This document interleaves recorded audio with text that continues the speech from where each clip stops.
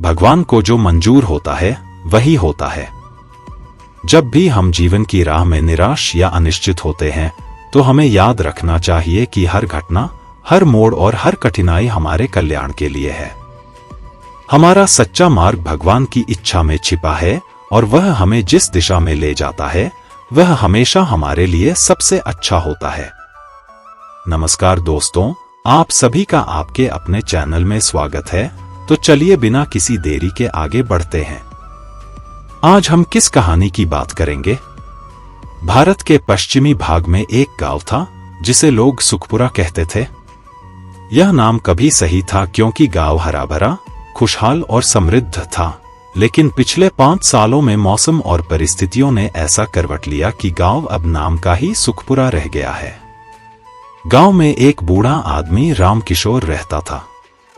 उसकी सफेद दाढ़ी, शांत स्वभाव और मीठी आवाज ने उसे गांव के लोगों के बीच आदर और सम्मान दिलाया था।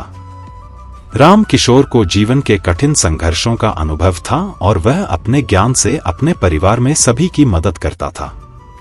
उनके बेटे मनोज, बहू सुनंदा और 8 साल का पोता राहुल था। रामकिशोर के पास जीवन का एक सिद्धांत था, भगवान को जो मंजूर होता है वही होता है। वह हमेशा कहा करते थे कि अगर हम अपने जीवन में आने वाली हर मुश्किल को चुनौती के रूप में स्वीकार करें तो हम न सिर्फ उससे पार पा लेंगे बल्कि खुद को बेहतर भी बना लेंगे। एक दिन सुबह का समय था। आसमान में बादल थे लेकिन बारिश की कोई संभावना नहीं थी। रामकिशोर घर के बाहर चौपाल पर बैठे थे। सुनंदा चाय लेकर आईं और बोली, बाबा, भगवान भी हमारे साथ अन्याय कर रहे हैं। इतनी मेहनत करने के बाद भी फसल खराब हो जाती है। हम क्या गलत कर रहे हैं? रामकिशोर ने चाय की चुस्की लेते हुए जवाब दिया, बेटी, याद रखना, भगवान किसी के साथ अन्याय नहीं करते। कई बार जो बात हमें बुरी लगती है वह भी हमारे भले के लिए होती है। हमें अपनी मेहनत और विश्वास बनाए रखना चाहिए। सुनंदा चिढ़कर बोली, बाबा, आप हमेशा यही कहते हैं, लेकिन हमें यह धैर्य कब तक रखना होगा? हमारे बच्चे भूखे हैं और हमारी जमीन भी अब जवाब दे रही है। रामकिशोर ने गंभीरता से कहा, सुनंदा, धैर्य पेड़ की जड़ की तरह होता है। इसे जितना गहरा लगाओगे पेड़ उतना ही मजबूत खड़ा होगा। कठिनाइयों से डरो मत, उन्हें स्वीकार करो। गांव में इस बार भी बारिश नहीं हुई। मनोज ने अपनी बची हुई फसल बेचने का फैसला किया। शहर के बाजार से जब वह खाली हाथ लौटा तो उसकी आंखों में निराशा साफ झलक रही थी। रात के खाने के समय मनोज ने अपनी चिंता व्यक्त की, बाबा, अब हमारे पास कुछ नहीं बचा है। हमारे पास खेतों में फसल उगाने के लिए बीज भी नहीं है। अगर यही स्थिति रही तो हमें गांव छोड़ना पड़ेगा। रामकिशोर ने मनोज के कंधे पर हाथ रखते हुए कहा, बेटा, याद रखना, भगवान उन्हीं की परीक्षा लेता है जिनमें सहने की शक्ति होती है। हमें इस समय हार मानने की बजाय कोई रास्ता निकालने की जरूरत है। सुनंदा गुस्से में बोली, लेकिन हम रास्ता कैसे निकालेंगे बाबा? हमारे पास न तो पैसा है और न ही संसाधन। आप हमेशा यही बातें करते रहते हैं, लेकिन हकीकत इससे बिल्कुल अलग है। रामकिशोर ने मुस्कुराते हुए कहा, बेटी, हकीकत हमेशा कठोर होती है, लेकिन याद रखना, ये मुश्किल वक्त हमें मजबूत बनाता है। सुबह तो होगी लेकिन रात का अंधेरा भी जरूरी है। रामकिशोर ने साधु महाराज से पूछा, महात्मा जी, लेकिन जब मुश्किल बहुत बड़ी हो जाए और इंसान उसे सहन न कर पाए तो क्या करें? साधु महाराज ने कहा, फिर भी भगवान पर भरोसा रखो।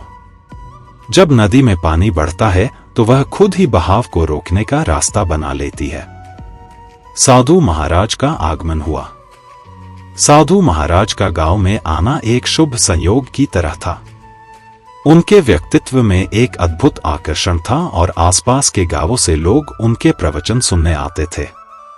साधु महाराज ने अपने पहले ही प्रवचन में कहा, जीवन एक यात्रा है, इसमें सुख और दुख दोनों आते हैं, और यह हमारा नजरिया ही तय करता है कि हम इन परिस्थितियों का सामना कैसे करते हैं। साधु महाराज के प्रवचन में राम किशोर और उनका परिवार भी मौजूद था। सुनंदा ने उनसे पूछा, महात्मा जी, जब जीवन में संघर्ष ही संघर्ष हो तब मनुष्य को क्या करना चाहिए? साधु महाराज मुस्कुराए और बोले, बेटी, संघर्ष जीवन का एक हिस्सा है। यह हमें हमारी ताकत और कमजोरियों का एहसास कराता है। मैं तुम्हें एक राजा की कहानी सुनाता हूं जो तुम्हारे सभी सवालों का जवाब देगा। एक बार की बात है, चंद्रसेन नाम का एक राजा अपने राज्य में बहुत लोकप्रिय था। वह दयालु, बुद्धिमान और अपनी प्रजा के कल्याण के लिए समर्पित था। लेकिन एक बात राजा को हमेशा परेशान करती थी, जीवन में संघर्ष। राजा ने एक दिन भगवान से प्रार्थना की, हे प्रभु, कृपया मुझे आशीर्वाद दें और मेरे जीवन से सभी दुख और दर्द दूर करें। मुझे ऐसा जीवन दीजिए जिसमें केवल खुशियां ही खुशियां हो।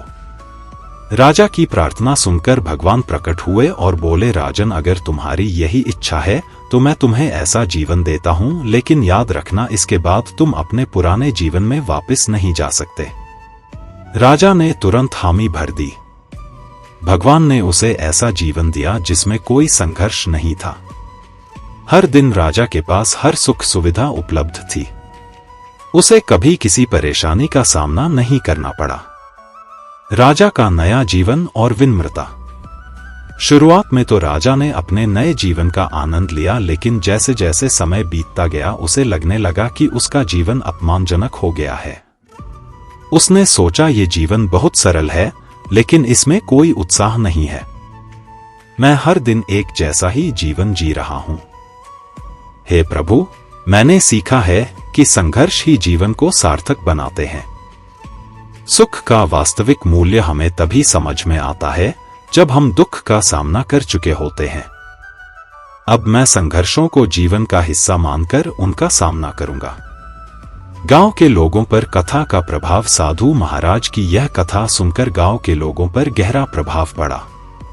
राम किशोर ने साधु महाराज से पूछा, महात्मा जी, यदि संघर्ष हमें मजबूत बनाते हैं तो क्या यह आवश्यक है कि प्रत्येक व्यक्ति को कठिनाइयों का सामना करना पड़े? साधु महाराज ने कहा, जीवन में कठिनाई केवल एक परीक्षा है। यह हमें तैयार करती है ताकि हम बड़े अवसरों का सामना कर सकें। जैसे सोना तपने से शुद्ध होता है, वैसे ही संघर्ष से व्यक्ति शुद्ध होता है। कुछ महीनों के बाद गांव में फिर से मौसम बदलने लगा। आसमान में घने बादल छाने लगे और तेज हवाएं चलने लगीं। किसानों की उम्मीदें एक बार फिर आसमान की ओर थीं, लेकिन इस बार बारिश की जगह बाढ़ का प्रकोप था। नदी का जलस्तर इतना बढ़ गया कि कई घरों में पानी घुसने लगा और धीरे धीरे पूरे गांव में बाढ़ का खतरा बढ़ने लगा। राम किशोर का परिवार अपनी झोपड़ी छोड़कर ऊंची जगह पर भागने को मजबूर हो गया। पानी का स्तर लगातार बढ़ रहा था और पूरा गांव दहशत में था। मनोज और राम किशोर दोनों ही अपने घर का सामान बचाने की कोशिश कर रहे थे, लेकिन पानी इतनी तेजी से बढ़ रहा था कि उनकी कोशिशें बेकार साबित हो रही थी। सुनंदा पानी में खड़ी होकर रोने लगी, बाबा, क्या अब हमारी मेहनत और आस्था काम आएगी? अब हमारे पास कुछ भी नहीं बचा है। हमारा घर, हमारी जमीन, सब कुछ बह गया है। क्या भगवान फिर से हमारी परीक्षा ले रहे हैं? राम किशोर ने अपनी नातिन राहुल को गोद में लिया और सुनंदा को सहारा देते हुए कहा, बेटी, यह जीवन की एक और परीक्षा की घड़ी है। अगर हम भगवान पर भरोसा करके बिना थके अपना संघर्ष जारी रखेंगे तो देखना, यह स्थिति भी ठीक हो जाएगी। जीवन में ऐसी कठिनाइयां आती हैं जो हमारी मेहनत और आस्था की परीक्षा लेने के लिए ही आती हैं। भगवान ने हमें जितनी परीक्षाएं दी हैं, उनसे पार पाने की ताकत भी दी है। सुनंदा ने गहरी सांस ली और कहा, लेकिन बाबा, जब कुछ भी हमारे हाथ में न हो, जब सब कुछ हमारे नियंत्रण से बाहर हो, तो क्या करें? राम किशोर ने शांत भाव से कहा, तुमने देखा है ना, एक छोटा सा बीज मिट्टी में दबा होता है। जब तक वह अंकुरित नहीं हो जाता, तब तक उसे कुछ नहीं दिखता। यही जीवन है। जब तक हम धैर्य और विश्वास के साथ अपनी परेशानियों का सामना करते हैं, तब तक हमें अपना परिणाम नहीं पता होता, लेकिन याद रखें हर बुरा समय बीत जाता है। यह समय हमें और भी मजबूत बनाता है। मनोज ने सिर झुकाकर कहा, बाबा, हमें अपने जीवन में ऐसी कठिनाइयों का सामना क्यों करना पड़ता है? क्या यह हमारी गलती है? राम किशोर ने उसकी ओर गहराई से देखा और कहा, नहीं बेटा, यह संसार का नियम है। अगर हमें जीवन में कुछ बड़ा हासिल करना है तो हमें अपने संघर्षों से गुजरना ही होगा। यह जीवन का एक हिस्सा है जो भगवान ने हमें दिया है। समय हमें एक तरह से सिखाता है कि हम इन कठिनाइयों का सामना कैसे कर सकते हैं। जैसे सोने को आग में तपाने से शुद्ध किया जाता है, वैसे ही हम भी अपने कष्टों से मजबूत बनते हैं। सुनंदा ने कहा, लेकिन बाबा, अब हम कहां जाएंगे? हमारे पास न घर है, न खेत, और सब कुछ पानी में बह गया है। क्या हम फिर से नई जिंदगी शुरू कर पाएंगे? राम किशोर ने हाथ उठाकर आसमान की ओर देखा और फिर कहा, देखना सुनंदा, हम कहीं न कहीं एक नई राह खोज लेंगे। जहां तक मुझे याद है, जीवन की राह हमेशा एक नया मोड़ लेकर आती है। यह बंधन और यह कठिनाई हमें तैयार कर रही है। उस नए मोड़ के लिए याद रखना, हमारे ऊपर भगवान का आशीर्वाद है, और जब तक हम अपने कर्मों में सच्चे हैं, कोई भी मुसीबत हमें हरा नहीं सकती। सुनंदा ने धीरे से कहा, बाबा, आप हमेशा ऐसे क्यों बोलते हैं? क्या आपको कभी डर नहीं लगता? राम किशोर ने हंसते हुए कहा, डर तो लगता है, लेकिन यही डर हमें तैयार करता है। जीवन की कसौटी ही हमारी ताकत बनती है। हमें बिना झुके हर मुश्किल का सामना करना चाहिए। अगर हम धैर्य और मेहनत के साथ आगे बढ़ेंगे तो किसी भी मुश्किल को पार कर सकते हैं। उसी दिन गांव के लोग इकट्ठे हुए और भगवान से प्रार्थना करने लगे। सभी ने एकजुट होकर मदद का हाथ बढ़ाया और धीरे धीरे बाढ़ का पानी उतरने लगा। राम किशोर का परिवार भी नए सिरे से संघर्ष करने के लिए तैयार हो गया। राम किशोर का परिवार दूसरे गांव में बस गया। वहां उन्हें मजदूरी करनी पड़ी। मनोज ईंट ढोने लगा, जबकि सुनंदा आसपास के खेतों में काम करने लगी। एक दिन सुनंदा ने राम किशोर से कहा, बाबा, क्या अब हम भगवान पर भरोसा करें?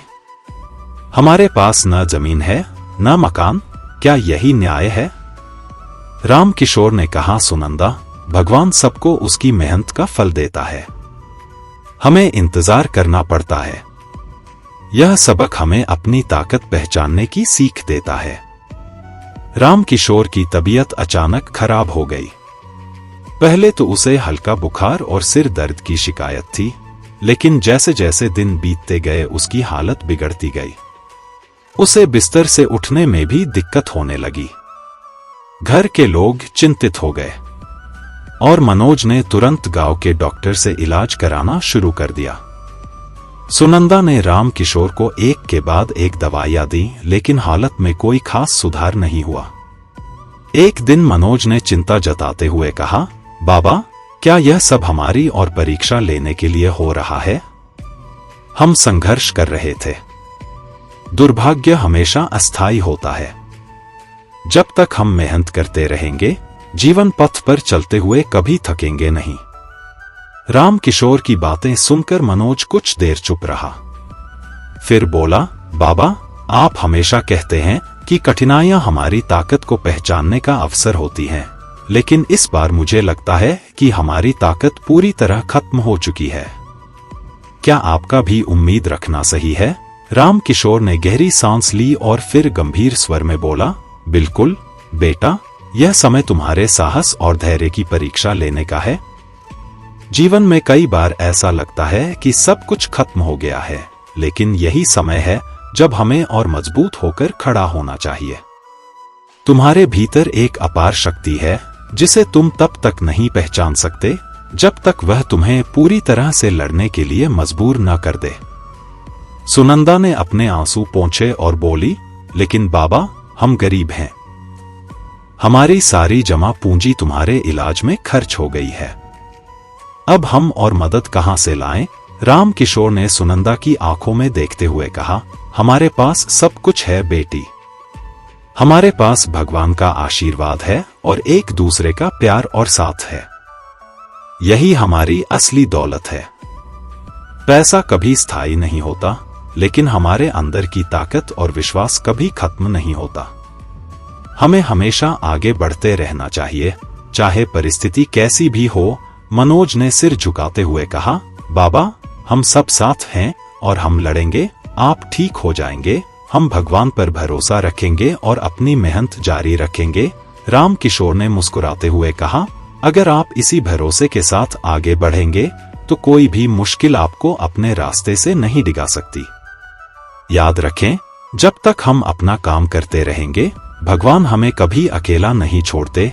अगले कुछ दिनों में राम किशोर की हालत धीरे धीरे सुधरने लगी। दवाइयों ने असर दिखाना शुरू कर दिया और उनका शरीर धीरे धीरे पहले जैसा मजबूत होने लगा। परिवार ने देखा कि न केवल राम किशोर की सेहत में सुधार हो रहा था, बल्कि उनकी मानसिक स्थिति भी मजबूत हो रही थी। एक दिन राम किशोर ने सबको साथ बैठाया और कहा, आपका संघर्ष, धैर्य और विश्वास ही मेरी असली दवा बन गया है। जीवन की हर मुश्किल हमें अपनी आंतरिक शक्ति को पहचानने का मौका देती है। हम इस समय को भूल सकते हैं, लेकिन इससे जो कुछ भी हमने सीखा है वह हमेशा हमारे साथ रहेगा। अब हमें इस संकट से उबरने का रास्ता तलाशना है और आगे बढ़ना है। मनोज और सुनंदा ने सिर झुकाकर कहा, हमने जो कुछ भी सीखा है वह जीवन भर हमारे साथ रहेगा। अब हम हर मुश्किल का सामना करेंगे और जो भी होगा हम तैयार रहेंगे। राम किशोर ने गहरी मुस्कान के साथ कहा, आप सभी ने साबित कर दिया है कि असली ताकत इंसान के अंदर ही होती है। हमें यह कभी नहीं भूलना चाहिए कि जीवन में हर कठिनाई हमें एक ही चीज सिखाती है, विश्वास, संघर्ष और धैर्य। अगर हम इन तीनों को साथ रखेंगे तो कोई भी कठिनाई हमें कभी नहीं हरा पाएगी। राम किशोर ने मुस्कुराते हुए कहा, बेटा, यह मुश्किल समय अपने अंदर की ताकत को जगाने का है। याद रखना, भगवान हमेशा हमारे साथ हैं। कुछ समय बाद राम किशोर ठीक हो गए। परिवार ने मिलकर अपने नए गांव में नई शुरुआत की। धीरे धीरे उनकी मेहनत रंग लाई। राम किशोर ने परिवार से कहा, देखो बेटा, भगवान ने हमें हर परीक्षा में सफल बनाया है। भगवान को जो मंजूर होता है वह होता है, लेकिन यह हमारी मेहनत और धैर्य पर भी निर्भर करता है। सुनंदा ने सिर झुकाकर कहा, बाबा, अब मैं समझ गई हूं कि कठिनाइयां हमें मजबूत बनाने के लिए होती हैं। हमें ईश्वर पर भरोसा रखना होगा और हमेशा मेहनत करते रहना होगा। इस कहानी से हमें यह सीख मिलती है कि कठिनाइयों का उद्देश्य हमें बेहतर बनाना होता है। जब तक हम अपने कर्म और विश्वास को बनाए रखेंगे, सफलता निश्चित है।